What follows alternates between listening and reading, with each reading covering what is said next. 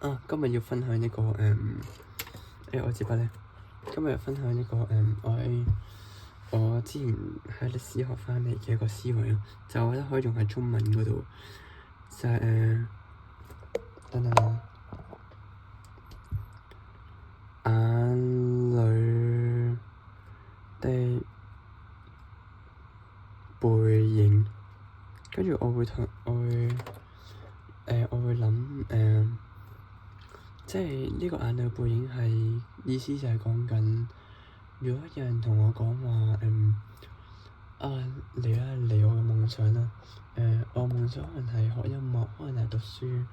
但可能你嘅夢想係打籃球，跟住你會同佢講話，我唔會行你認為成功嘅路啊，我會行自己鍾意嘅路啊，所以你可能假設咧，呢個就係講緊人哋嘅背影啦，然後可能你會諗，你會向呢度行，或者向後行，你唔會同佢行同一條路嘅，你唔會跟住個背影去行，呢個就係眼裏嘅背影咯。但問題係我就係想講呢個簡單介紹嘅，就係想講原來咧呢個第一樣嘢啊，我就用咗袋字啊，就係你會諗一樣嘢嘅，假設呢張紙係一個袋，我抽咗呢個出嚟，咁我抽中紅色咧，就得返1/2機會，我再抽埋黑色出嚟，咁最後尾我就會抽到紅色嗰支筆啦。你會發現可能呢3支筆喺同一個袋嘅時候就等於全句咯，但你會發現，如果你喺個袋子裏面呢啲筆係一個星球你抽出嚟嘅話，咁可能呢一句咧就會剩返背影噶啦嚇，所以呢個思維就係喺袋子抽啲星球出嚟，袋子裏邊嘅星球會越嚟越少啊嚇，呢個就係講緊袋子呢個思維啦嚇，藏在袋子裏嘅星球嚇，呢個就係我嘅思維啦。然後你就會諗呢樣嘢，其中一個思維啦，有幾個作用嘅，但係呢個係其中一個作用，就係抽一個keyword，跟住你就會諗呢樣嘢嘅，你會諗背影，跟住你就會幻想一下呢支係支筆，然後呢個係你。如果你望到人哋嘅背影嘅時候，你可能會諗點解呢個背影咁多食完布甸污糟嘅漬嘅，我好討厭啊！我覺得好嘔心啊！於是你就唔想靠近佢咯，所以你會諗，因為你厭惡，所以唔鍾意佢，所以喺呢個時候你就會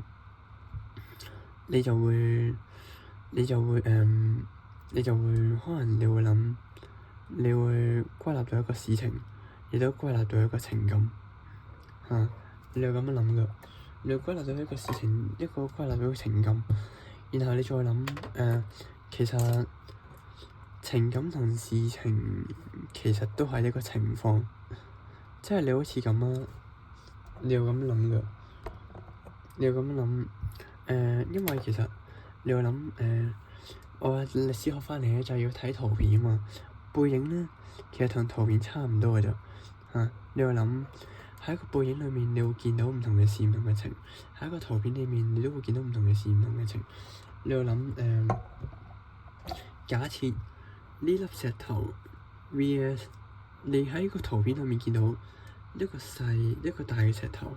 咁樣你就會歸納到你歸納到情感啦，你會歸納到情感就係原來呢個係弱啲嘅，軟弱啲嘅，呢個係強大啲嘅嚇。你要諗強大啲，所以可能反映緊嘅就係講緊反映緊嘅情感，喺呢幅圖咧係一個情感嘅圖嚟㗎，反映緊一件事就係當時候大石頭咧就代表小魔鬼，而小石頭就代表天使咯。你會發現原來當時咧反映緊一個事情啦，就係反映緊呢個事情就係講緊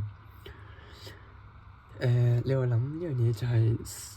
欺負啦嚇，小魔鬼其實係想欺負天使啊。喺呢個時候，小魔鬼想欺負天使就係一個你會諗，你就會反映緊，你會諗反映緊呢個情況，而呢個情況就係事情咯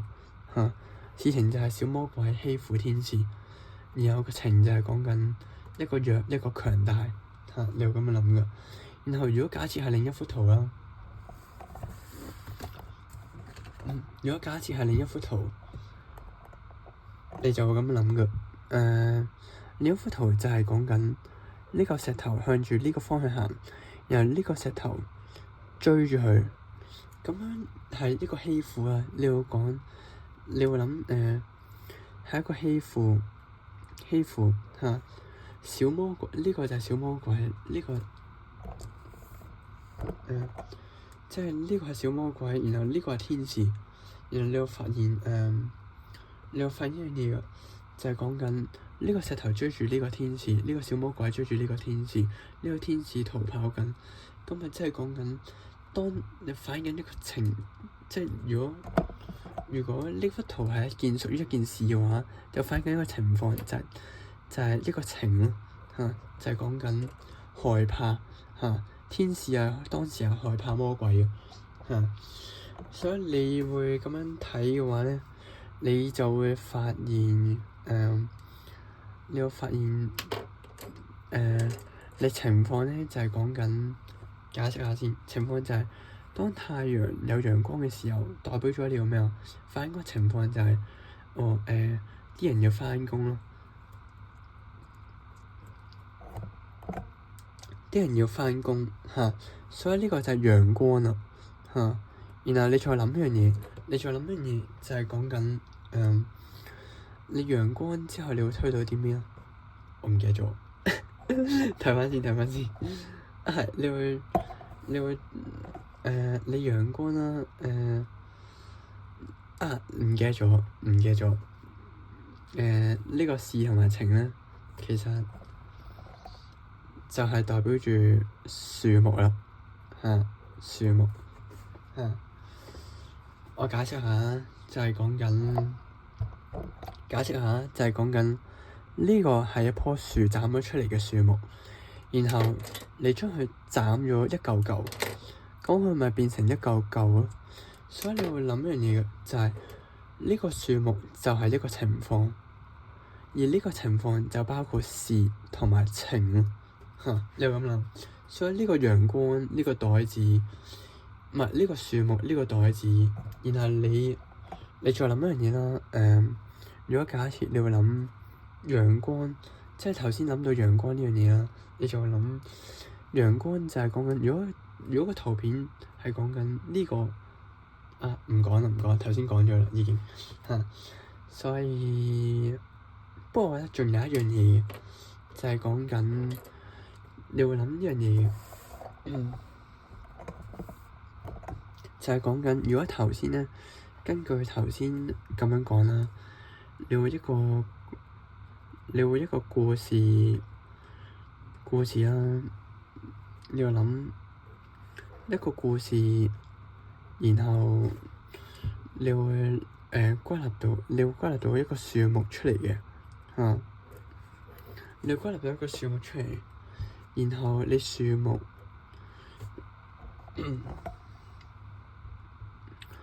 唔係應該話你留咗袋子嚇，袋子，然後你樹木又會你樹木咧不過每個思維都有唔同嘅作用，所以可能你會咁樣講袋子好似一個抽重點嘅，但可能袋子都係將歸納嘅爆大，將一啲嘢歸納出嚟咯嚇，所以可能就咁睇至少有3個作用咯，所以我直接歸納做袋子啊嚇，唔好理啊嚇。但係你會諗樹木，然後你會諗陽光，咁最後尾嗰個係咩啊？就係世界咯嚇。你會發現一樣嘢㗎，就係講緊你會諗一樣嘢㗎，你個世界係咩意思啊？就係講緊如果 AB 加 AC， 咁咪抽出嚟，咪就等於 A 加 BC 咯嚇。你會諗一樣嘢㗎，就係講緊一樣嘢，就係講緊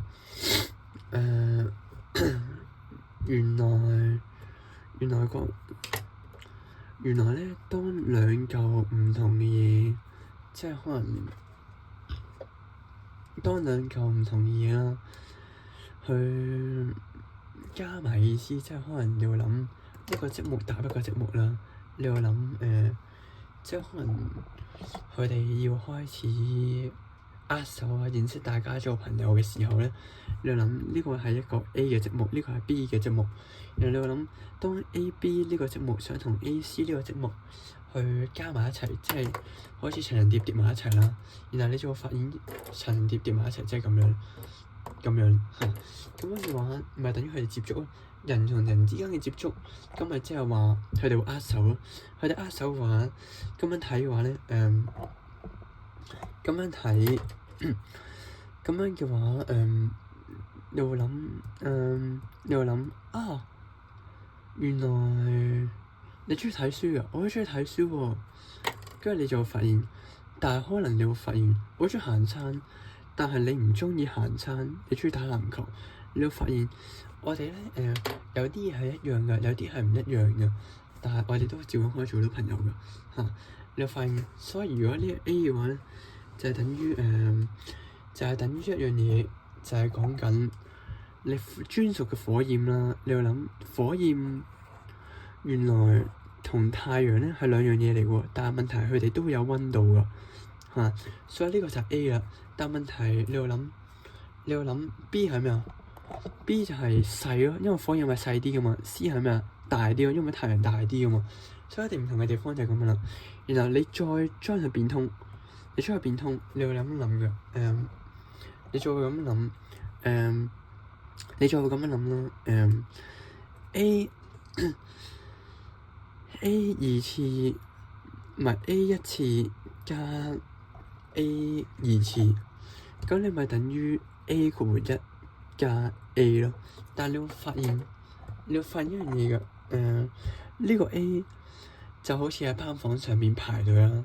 佢哋明明都係170㗎，但係佢哋會企喺最前排。呢個咧都係170㗎，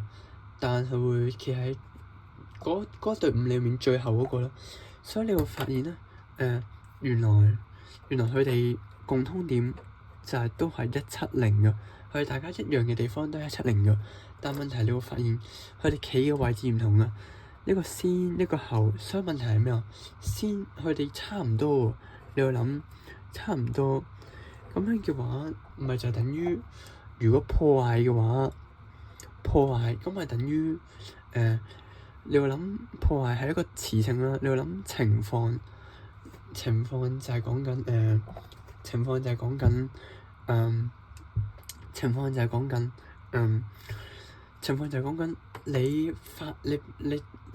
你變成一個小朋友，當佢係地球咁樣搖嚟搖去咯，咁咪等於破壞咯。所以原來一個詞性咧係可以比喻成為一個情況喎。所以就等於呢個 A 同呢個 A， 呢個破壞同呢個變成呢個小朋友將你當成地球搖嚟搖去，都係破壞嘅意思嚟喎。但係你會發現一個係詞性，而一個就係情況咯。而呢個就係大家都係170，呢個 A 係170，呢個 A 係170，但係呢個 A 係先嘅，呢個 A 係後嘅，就等於喺班房上面你排隊明明大家都一樣高，但係你會排喺老師前邊，然後而呢個 A 咧就排喺老師嘅最遠嘅距離咯嚇。所以我今日要介紹嘅思維就係點樣咧？我今日要介紹嘅思維就係講緊我諗緊求其噏啦，我都唔知我自己講咩，但係就係講緊一個愛情觀咧，點樣將佢變成一個世界咯？你會諗下變成一個世界，即係你會諗眼裏嘅背影點樣變成一個我唔想俾人哋觸碰嘅風景咯？你又咁樣講，所以你就會諗例子點樣去定義一個同你個例子扣連嘅話，即係例如你要將呢個愛情觀專屬嘅火焰扣連落去眼裏嘅背影嘅話，咁你係咪要揾到佢哋共通嘅地方啊？嚇，咁樣你先可以講佢哋有關係噶嘛。即係個情況就等於一個人，呢個人啦，同呢座山，你要講座山，你會講呢個人好似一個座山，但問題係你點解一個人明明呢個人呢個係物，點解你可以講到一樣啊？就因為大家都係高啊，所以佢哋有相似嘅地方，你就唔可以話佢哋有相似嘅地方，你就唔可以話佢哋冇關係咯。